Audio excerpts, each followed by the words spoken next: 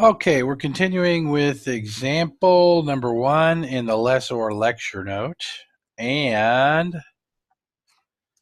we're in part D, which means we've done A, B, and C. Now we're going to talk about what is in the balance sheet in the financial statements. So first of all, I want to flash back to part C, flashing back, and let me see if we can get this pen to pen. Where are you? When we accrued interest revenue, we accrued a lease receivable of 4814. Okay, so we don't accrue interest receivable. They just throw all the amounts associated with lease into a lease receivable. Okay.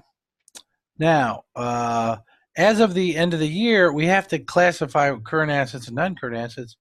Well, we know on January 1 of fiscal year 2, we have 14,404 receivable. Okay. And the non-current, so the long-term part's going to be down here. Let's add these up.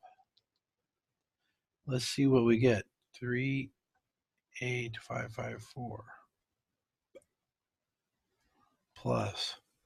So we have 52,958 all sitting there. All right.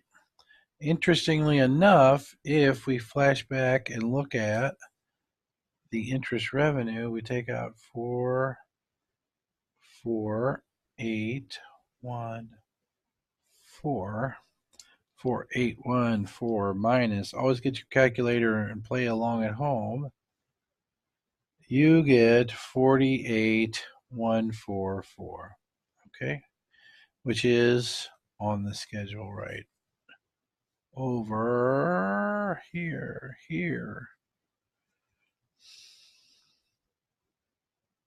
Okay, so what is this telling you? It's telling you you've accrued, or you've reduced the amount of lease receivable in the non-current assets by the amount of interest. So this amount, this 52,958, is a little bit confusing because, first of all, what we did was take out the day one payment to get, hello, maybe I'll change color so it's a little easier to see, to get this 48,144, okay? But at the end of the year, we added 4814. So that's why when we did the recognition of interest revenue. So instead of taking it to interest receivable, it goes to lease receivable. And that's why between January 1 and December 31, the total lease receivable increases by 4814, the amount of interest accrued. All right. So that's where the difference comes into play.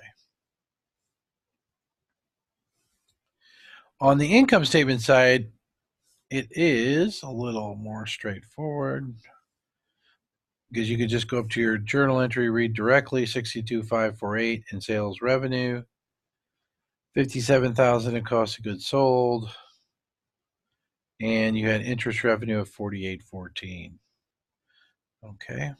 Now, on January 1 of the second year, you make the payment and then you receive the payment, excuse me, and you reduce the lease receivable by 14,404. So you had 52,958, reduce it by 14,404, and then we'll go to the end of the year, add the interest revenue to the lease receivable, and keep going around that way. Okay. Finally, let's just cover this part because it's not really that confusing. Let's say you're at the very end and you get the asset back, and you expected it to be worth 4,000, and the lessee guaranteed the 4,000, but actually, see, when you get it back, hey, it's worth 5,000. So more than you expected. Is this going to be good news? Let's look at the journal entry. So you take the inventory back.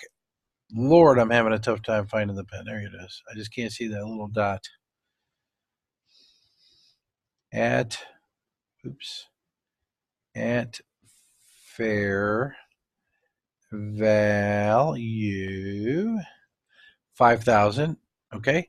So the expected or estimated residual value was 4,000.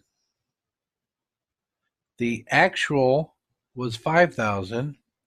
So when you write off the remaining lease receivables, 4,000. And let's go to the schedule, see where that is. Ah, there it is.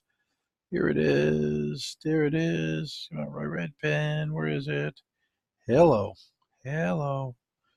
4,000. Once again, that return of the item is acting as a flow of value. So it's counted just like cash. But in the end, hey, this is like you go to trade your car in and, you bought it 10 years ago. You think it's going to be worth like nothing, like $1,000. Well, that's not nothing, but not as, not a ton of dough.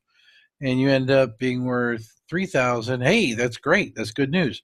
So when the lessor gets the item back and the value goes up, that's good news for the lessor.